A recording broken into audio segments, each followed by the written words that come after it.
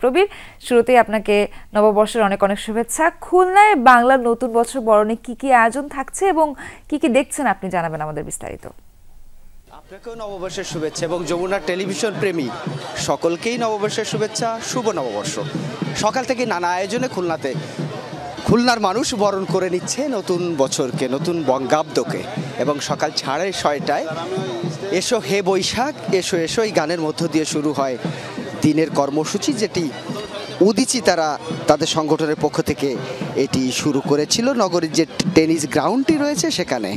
কিছু সময় আগে শোভাযাত্রা শেষ হয়েছে এবং জেলা প্রশাসনের আয়োজনে দেখতে পাচ্ছেন জেলার এবং বিভাগীয় যে সমস্ত কর্মকর্তারা রয়েছেন এইমাত্র তারা রেল স্টেশন থেকে শোভাযাত্রা, আনন্দ শোভাযাত্রা শুরু হয়ে যেটি নগরীর শহীদ হাদিস পার্কে শেষ হয়েছে এবং সেখানে কিছু সময়ের মধ্যেই সাংস্কৃতিক অনুষ্ঠান এবং আলোচনা সভা শুরু হবে। এছাড়াও নানা আয়োজনের মধ্য দিয়ে দিনব্যাপী সামাজিক, সাংস্কৃতিক, রাজনৈতিক যে সমস্ত সংগঠনগুলো রয়েছে সে সমস্ত সংগঠনের পক্ষ থেকেও বিভিন্ন ধরনের উদ্যোগ নেওয়া হয়েছে আজকের দিনটিকে কেন্দ্র করে।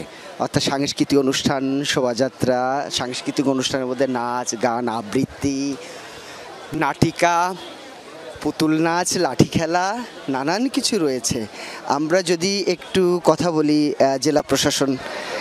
জেলা প্রশাসকের কথা বলবো যে আজকের দিনটির গুরুত্ব, তাৎপর্য কতটা মনে হয় আপনার কাছে?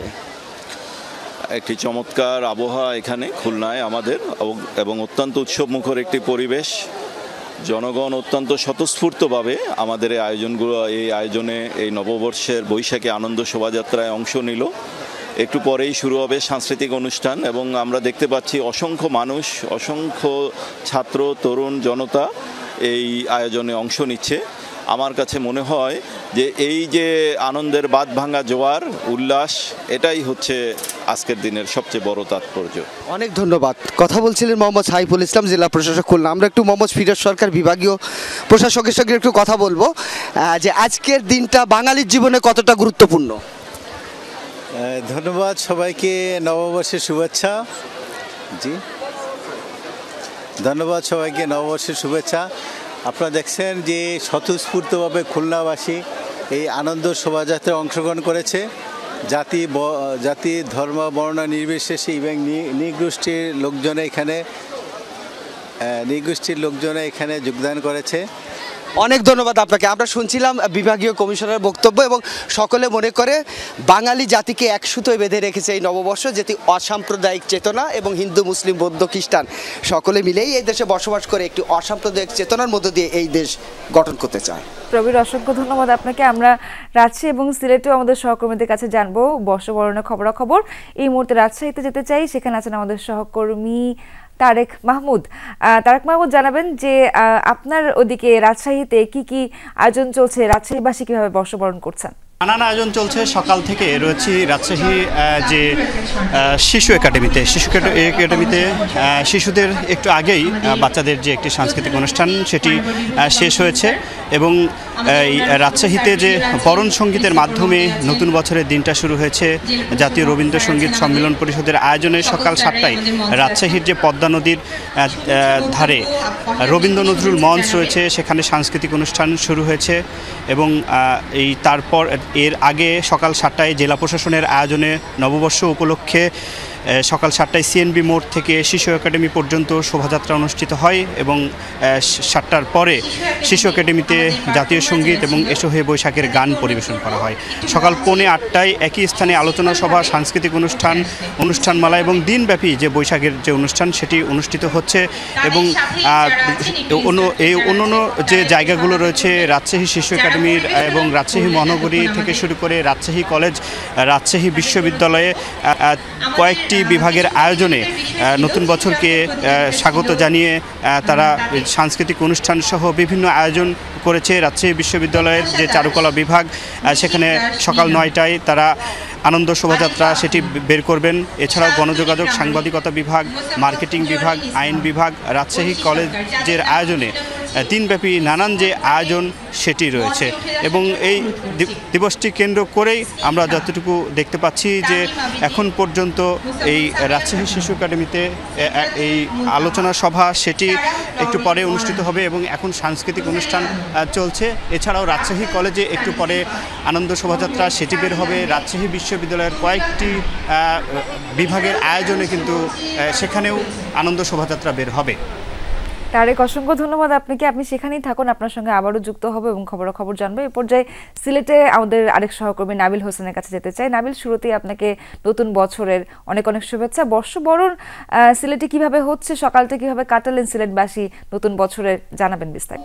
সোহার, প্রথমে আপনাকে নববর্ষের শুভেচ্ছা, শুভ নববর্ষ। আমরা এই মুহূর্তে আছি সিলেটের সাংস্কৃতিক অঙ্গনের সূতিকাগার সারদা হল এবং এই সারদা হল প্রাঙ্গণেই শ্রুতি সিলেট, যারা প্রায় 2 যুগ ধরে সকালেই সিলেটের যে নববর্ষের যে অনুষ্ঠান অর্থাৎ সমবেত কণ্ঠে নেচে গেয়ে মূলত নতুন বছরকে স্বাগত জানানোর যে কর্মসূচি বা আয়োজন, সেটি এবারও ধারাবাহিকতা তারা এখানে আয়োজন করেছে। আমরা দেখেছি যে সিলেট শহরের বিভিন্ন সাংস্কৃতিক সংগঠনগুলো এখানে এসে তাদের নিজেদের মতো করে গান, আবৃত্তি, নৃত্য এগুলোর মধ্য দিয়ে নতুন বছরকে তারা বরণ করে নিচ্ছেন।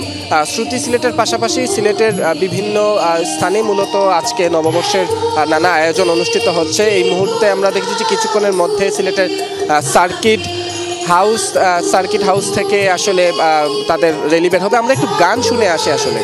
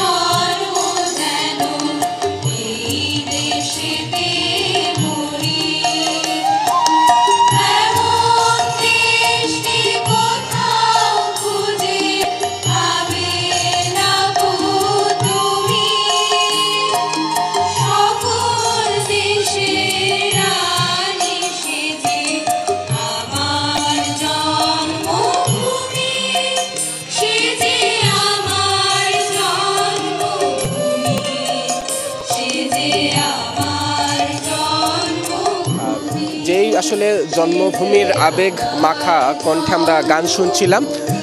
সেরকমভাবেই আসলে এখানে যারা উপস্থিত হয়েছেন সকাল থেকে তারা বলছেন যে আগামীর নতুন বছরের প্রত্যাশা থাকবে আগামীর বাংলাদেশ যাতে শান্তিপূর্ণ হয়, সকল মতের সকল পথের মানুষ নিজেদের মতো করে এই বাংলায় যাতে একসঙ্গে থাকতে পারেন, সেই প্রত্যাশাটুকুই আসলে নববর্ষের সকালে সবাই এখানে করছেন। সোহার, নাবিল, অসংখ্য ধন্যবাদ আপনাকে।